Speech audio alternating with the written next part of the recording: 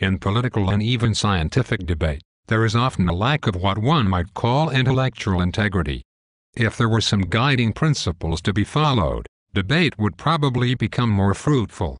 Of course, there is a difference in political and scientific debate, but scientific debate should also be judged after higher standards and are certainly not free of personal motivations and interest.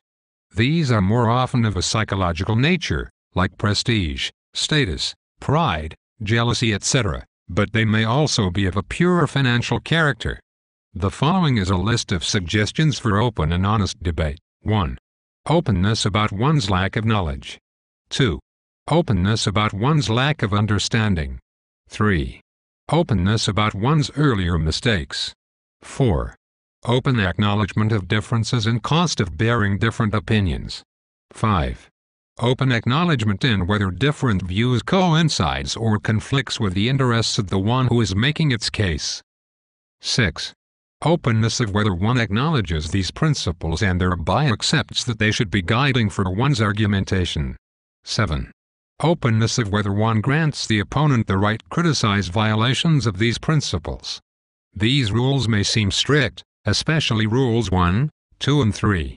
But since nobody knows everything, nobody understands everything and everybody makes mistakes, admitting these things might not be as harmful as one suspects, and will be a strong signal of the person's general level of honesty. Principles 4 and 5 are somewhat overlapping. Openness about the costs of opinions, and the personal interests of the participants of the debate, does not prove who's right and who's wrong.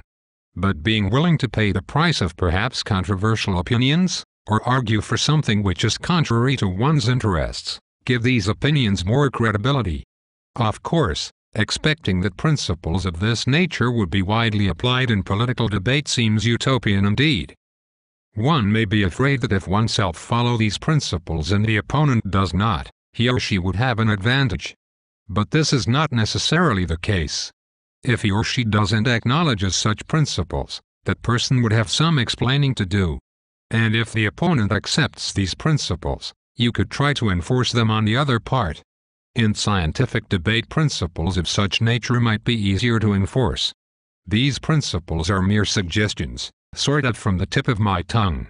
It might be that they should be explained in another way, or that some should be excluded and others should be added. But it seems to me to be a good idea to try to find some general principles everyone accepts. When looking for these principles, please repeat the following mantra in your head: objectivity, objectivity, objectivity.